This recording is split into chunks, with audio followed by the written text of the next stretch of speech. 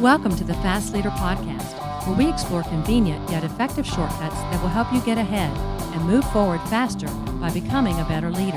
And now, here's your host, customer and employee engagement expert, and certified emotional intelligence practitioner, Jim Rimbaugh. Call Center Coach develops and unites the next generation of call center leaders. Through our e-learning and community, individuals gain knowledge and skills in the 6 core competencies that is the blueprint that develops high-performing call center leaders. Successful supervisors do not just happen. So go to callcentercoach.com to learn more about enrollment and download your copy of the Supervisor Success Path ebook now. Okay, Fast Leader Legion, today I'm excited because I have somebody on the show today who's going to help me update some of my skills, and I know she's going to have the opportunity to update yours as well. Stacey Hanke grew up on a farm in central Wisconsin in a small community called Marathon. She's the middle of 3 girls. The best move Stacey's made in her business was to invite her 2 sisters to join her in her company. The 3 of them have their father to thank for their work ethic, which carries through to their work today. Their father's words of wisdom are a part of their success today. Always follow through, and you'll be in the top %.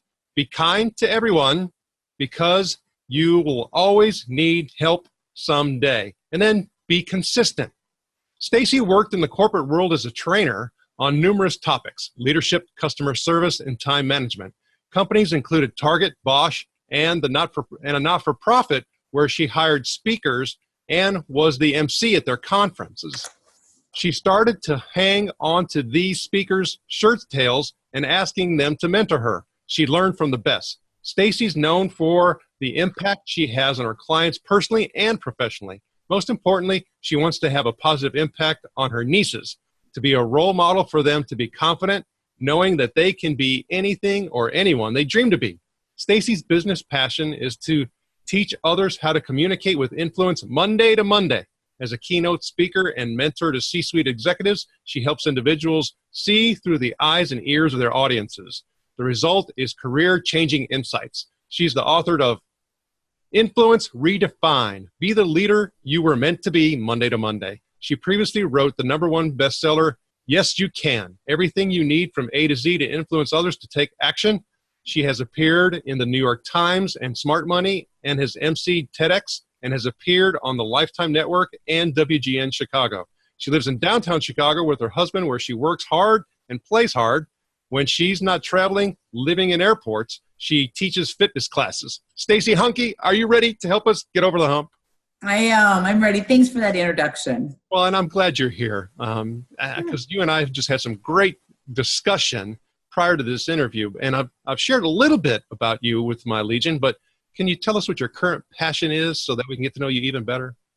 On the professional side, and I know it sounds crazy and you probably hear everyone say it, it truly is the work that we do with people. It's gotten to the point where 16 years in the business, it's getting the emails several months after our work with them saying, you've had such impact on my life. And I'm thinking, well, it's not like I'm doing brain surgery, but you start to pull through that email and you realize, gosh, we communicate all the time. It's such a critical piece that it does have impact when you start increasing people's awareness of how they come across. So that's definitely on the professional side. And because that can be pretty intense, sometimes a little too often, like 24/7, I spend a lot of time truly with friends and family to break myself away from the business side. And I really believe in health and fitness. You know, with living on the road as much as all of us speakers do, I learned the hard way years ago that if you're not healthy, you can't keep up with that level of stamina. And if you're not healthy, I also think that also impacts the level of influence you have. You know, as you were talking, I started thinking, I started having somewhat of that conversation, talking about that energy and that burnout and recharging of batteries and all that with somebody. I was at a conference last week in Nashville. It was in the customer contact center industry. And, we were talking about, how it just zaps you by being at one of those events and having to network and talk. I mean, because me, I'm a slight introvert. And so it just drains me to be on the entire day. And a lot of these folks that, are more on the extroverted side, they want to go out at night and party and do this and the other. And I'm like, man, I just needed to be quiet. It is. It takes a lot of energy because if you truly care about every interaction you have and the conversations that you're having, the relationships that you're building, I tend to, which it sounds like you do too, I tend to put a lot into it.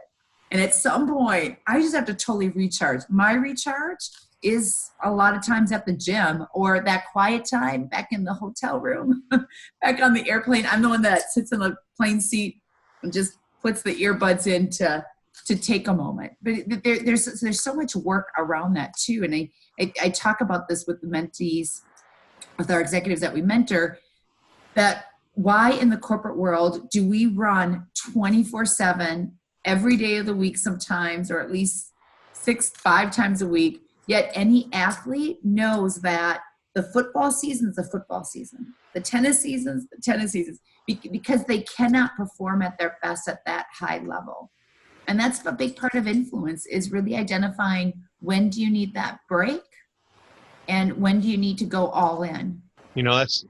So what you're saying right there too, even when you start talking about from a fitness perspective, people who are in fitness know that, for example, if you're trying to build some muscle, you don't build muscle during the workout process, you build muscle during the rest process.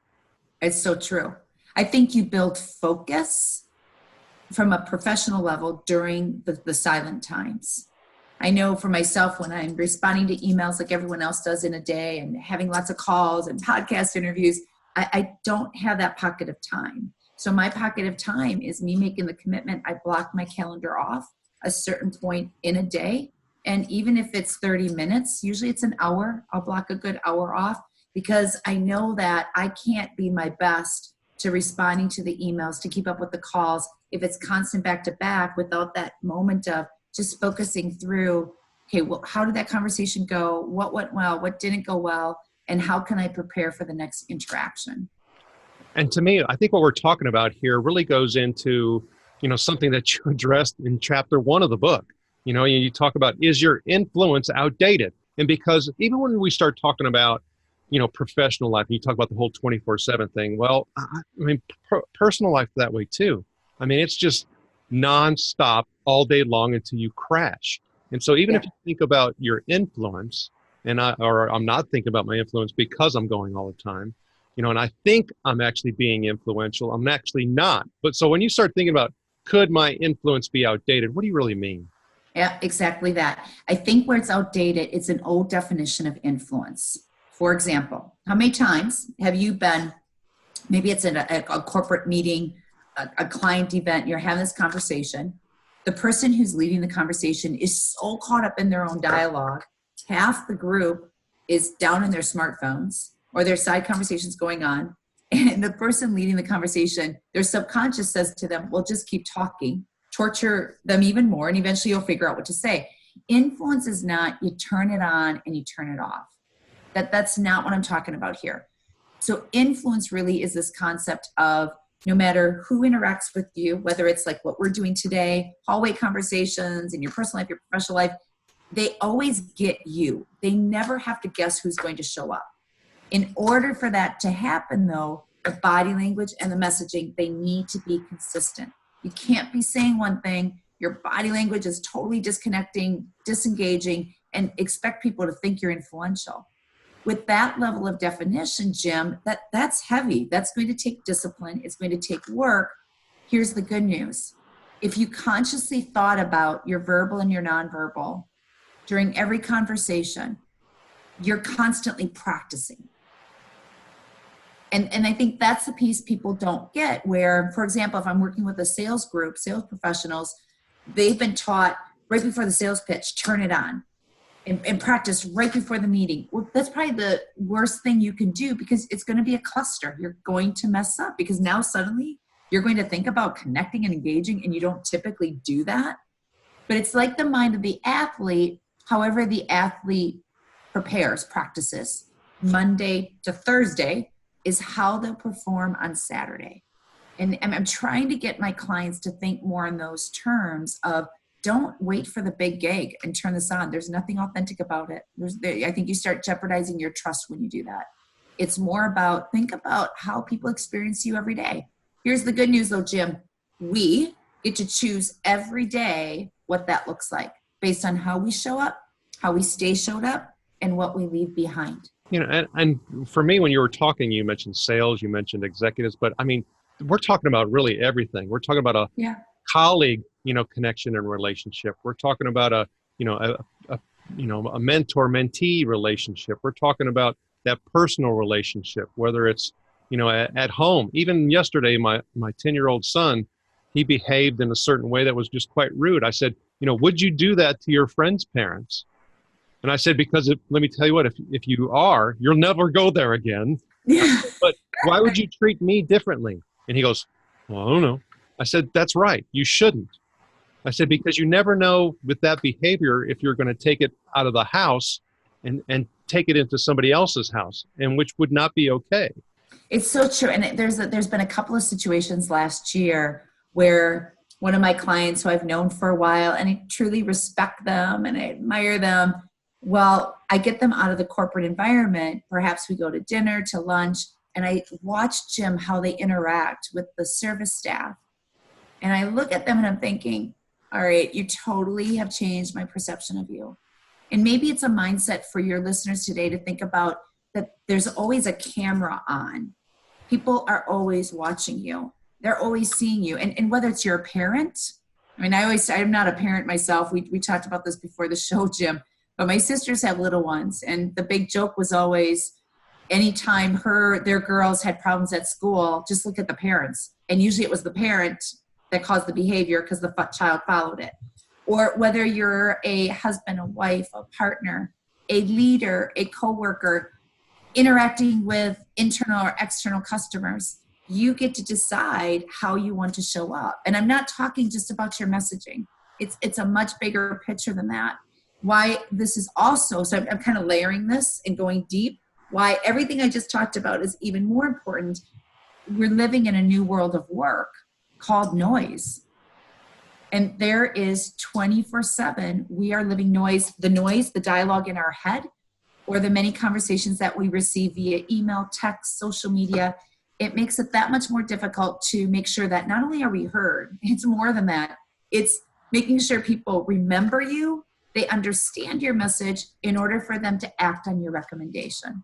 Well, and in the book, you actually talk about some of those characteristics, to be specific, of those folks who, are influential at all times. You said they're trustworthy, credible, competent, knowledgeable, authentic, and passionate. Now, for me, when I start looking at those, I can say, yeah, I'm those, but I'm not those all the time. And I think that's where the constant effort and struggle comes from. Also, when I start looking at these, I'm like, which one would be the most important if there is such a case? I know they interrelate and they affect one another and things like that. But if you start talking about the work that you do and the people that you often, have that where you find that they have that, self-blind spot, they're not self-aware, where does it often fall? Definitely the trust. I talk a lot about how the only skill that conveys trust is what you do with your eyes. Most people believe, I look at people when I talk, yet half the time they're looking down at the smartphone, or they're kind of talking and looking someplace else. That's not the kind of trust I'm talking about. People are really shocked that, wow, this really is about when you're speaking, you're locking into someone's eyes. Anytime you're not talking, you look away. You can look away as often as you need to. Just don't talk to people's shoes. Don't talk to the top of their head or talk to the PowerPoint deck behind you in that meeting. It's that one, Jim. And then it's the other one that conveys knowledge, and that's brevity. Getting to the point.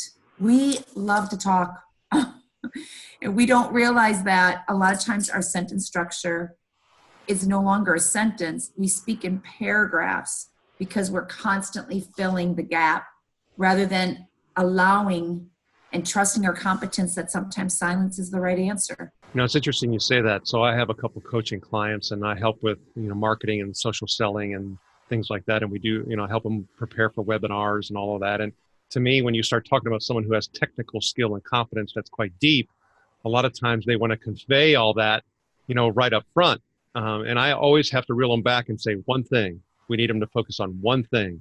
We only have so much in the resource bucket.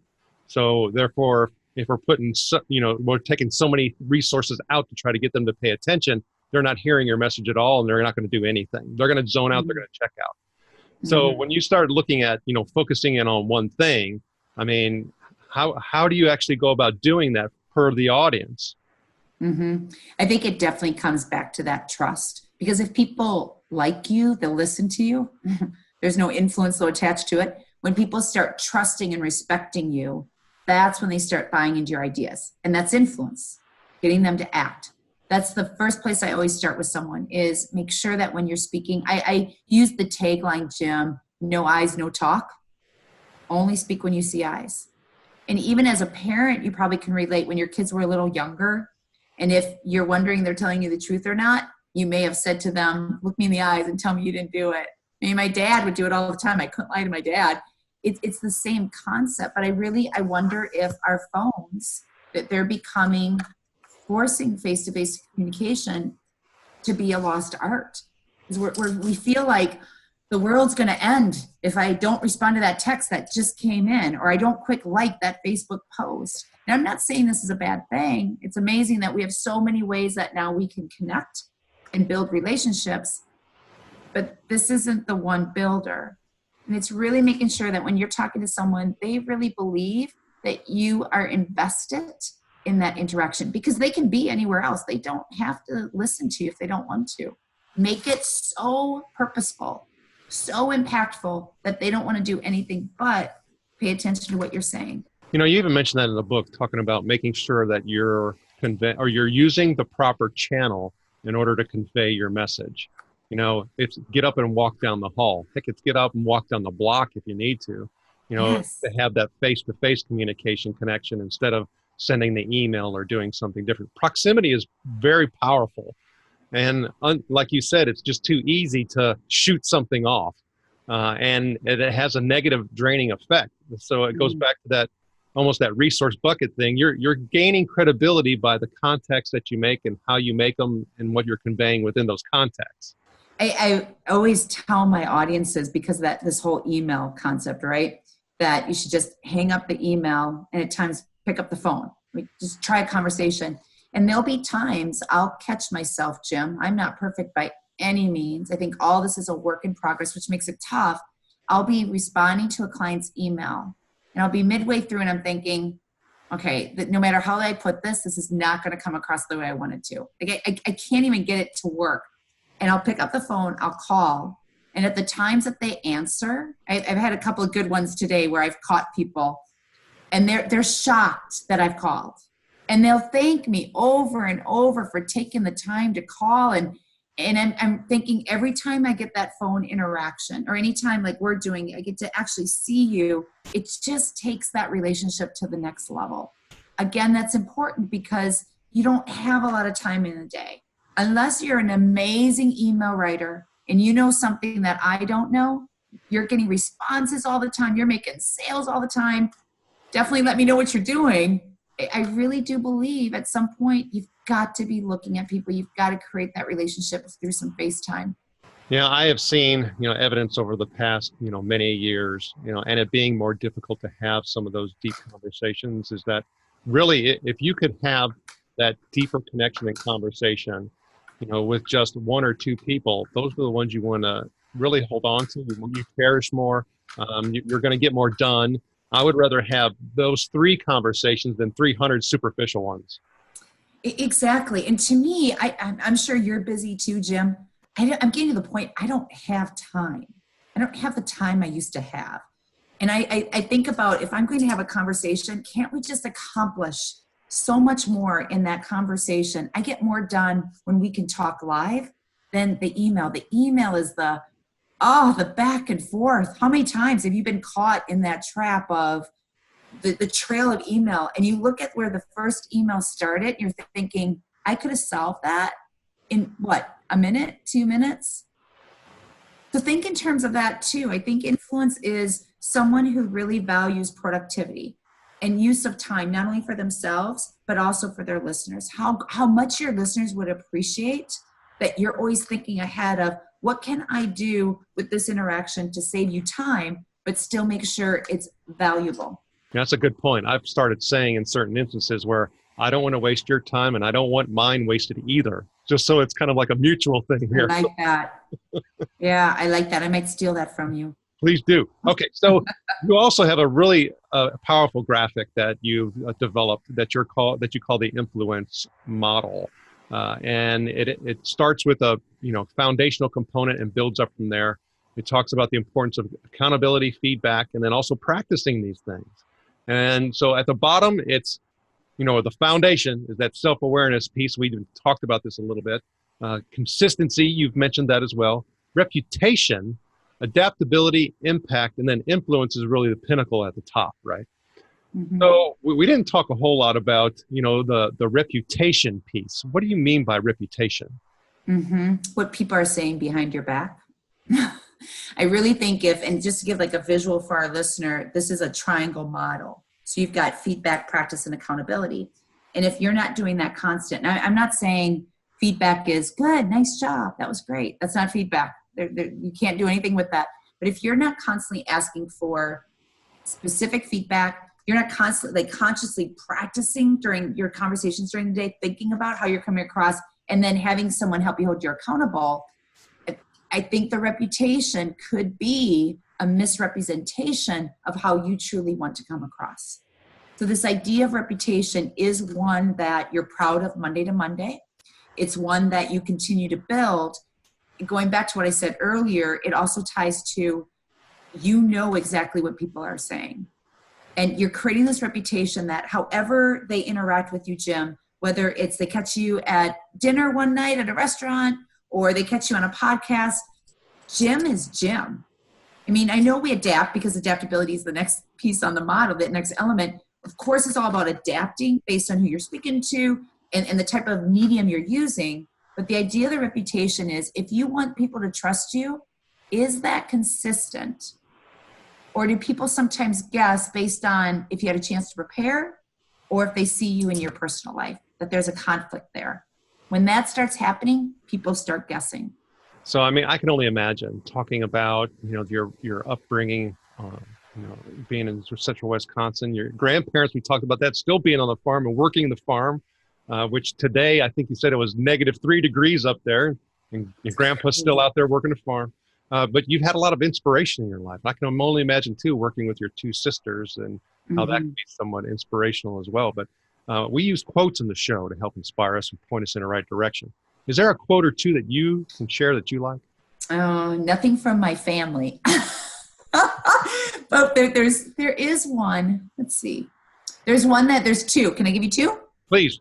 So one I think is Warren Buffett, and he states that perhaps I'm so successful because I have failed more than anyone else. I don't need to explain that.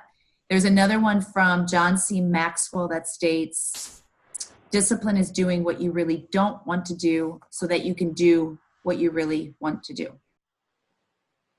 And that's all tied to just your work ethic and what you want to make out of that reputation. I learned early on growing up on a farm, I didn't understand the chemistry of planting and changing the fields. It was just too complicated. I still don't get it. The one thing I always got was whatever my family would plant in the spring would be our finances in the fall. Like how interconnected those two were. When I got into corporate world, Jim, I realized that actually is also determination of every interaction we have determines the relationships we have, the people that follow us, and the money in our pocket.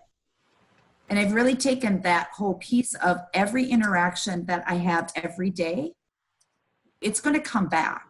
That's all going to come back. My dad used to always talk about good and bad karma. I remember in high school, there was an episode and my dad kept saying, never be mean to the janitor because someday you're going to need the janitor. And that can be anyone. I just pulled that out of midair. But I think that to me is part of influence too. I see too often, Jim, a leader working with me is professional and kind. And then I'll see them interact with their team. And I'm wondering, who are you? That's not the experience I just had with you. That 10-year-old misbehaving at home. Yeah, right? There's I don't know if you remember in the book, it was off of a scenario that I saw. I talk about how if you're ever in a restaurant and the parents and the kids are sitting together in the restaurant and they're just obnoxious and they're not listening to their mother. Their mother gets up to, and it could be mother or father, Mother gets up to use the restroom, and the kids are super well behaved as soon as she leaves. Like, that's what I mean by the disconnect. So I think everything in the book on Influence Redefined really does tie to everything that we do in our personal and professional life, because that's who we are. I don't think you can be one person and another. And people will argue with me on that. They're like, oh, no, I'm different at home. I'm like, all right, how do you like turning that one on and off every day? Most definitely. Well, I can only imagine too. I mean, you and I had, like I said, several discussions, but there's humps that we all have to get over in order to get to the point that we are today. And as far as being a little bit more enlightened, right? Yeah. Is there a time where you've gotten over the hump that you can share? Yes. Very early in my career, I was doing a lot of introductions at our big events for speakers. And I was young, thought I had this great job, which I did, and I had a really big ego. And because everyone always kept saying how good I was, I believed it. And at that time, I was ready to introduce a speaker at one of our events, and my boss said to me, I think we should record you so you can see it.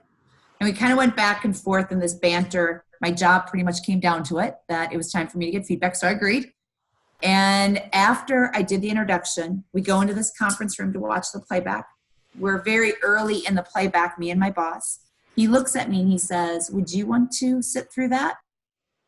And I remember what a slap in the face that was. But the thing, it was the best thing that could have happened in my career, because at that point I realized, wow, there is a huge disconnect of how you feel rather than what everyone else experiences.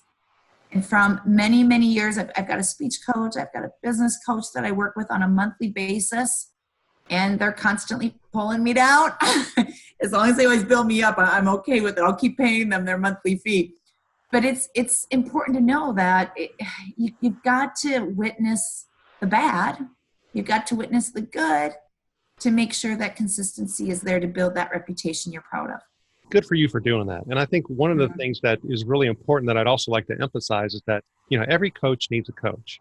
And also, if you're talking about getting the feedback as far as how am I doing, you can't get that from somebody who's close to you and knows you. They're going to protect you. They're not going to tell you, the unfiltered truth. However, if it's somebody who you're, either paying or you've worked out some equitable agreement where you do them and they do you, and you remove that air of protection, you start getting into some reality. Yeah. And that is such a good point, because I think a lot of leaders come to me because they don't have anyone else that's going to tell them the truth, especially at work. Now, in our personal lives, sometimes your family member is always willing to tell you what is really going on. But if you look at any leader that's a replicable leader currently or even in our history, all of them have coaches. And I struggle sometimes, Jim. I'm wondering if you may experience the same thing with your clients. Sometimes whoever I'm trying to sell to, they'll tell me, well, be careful with the feedback you give with our leaders, because here the culture is they've worked hard to get to where they're at. I'm like, so what do you mean? Well, they feel they've made it. I'm like, really? They need even more coaching because of that role that you're in that position. Nothing like a culture of arrogance. Yes, they're out there. Well, the Fast Leader Legion wishes you the very best. Now, before we move on, let's get a quick word from our sponsor. An Even Better Place to Work is an easy-to-use solution that gives you a continuous diagnostic on employee engagement along with integrated activities that will improve employee engagement and leadership skills in everyone. Using this award-winning solution is guaranteed to create motivated, productive, and loyal employees who have great work relationships with their colleagues and your customers. To learn more about An Even Better Place to Work, visit beyondmorale.com/better. All right, here we go, Fast Leader Legion. It's time for the Hump Day Hoedown. Okay, Stacey, the Hump Day Hoedown is a part of our show where you give us good insights fast. So I'm going to ask you several questions, and your job is to give us robust yet rapid responses that are going to help us move onward and upward faster. Stacey Hanke, are you ready to hoe down? I'm ready. Let's go. All right. So what do you think is holding you back from being an even better leader today? Sometimes fear. What is the best leadership advice you have ever received?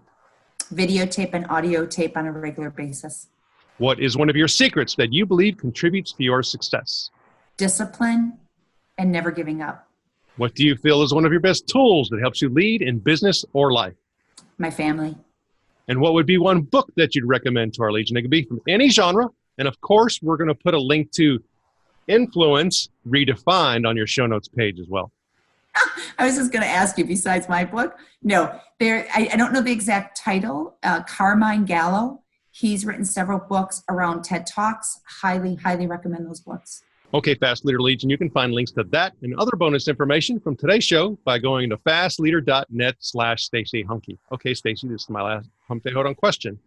Imagine you were given the opportunity to go back to the age of 25. You've been given the knowledge and skills that you have now, and you can take them back with you, but you can't take it all. You can only take one. So what skill or piece of knowledge would you take back with you, and why? I would have networked even more, because I look at the business now and it's the power of the resources that we have. Because the more people know what we do, the more profitable we are and the more impact we have on others. Stacey, it was an honor to spend time with you today. Can you please share with the Fast Leader Legion how they can connect with you? Yes, and feel free. We've got lots of resources on our website so we can be their accountability partner from afar. It's Stacey with an EY, HANKEINC.com. Stacey Hanke, thank you for sharing your knowledge and wisdom. The Fast Leader Legion honors you and thanks you for helping us get over the hump. Thank you for joining me on the Fast Leader Show today. For recaps, links from every show, special offers, and access to download and subscribe, if you haven't already, head on over to fastleader.net so we can help you move onward and upward faster.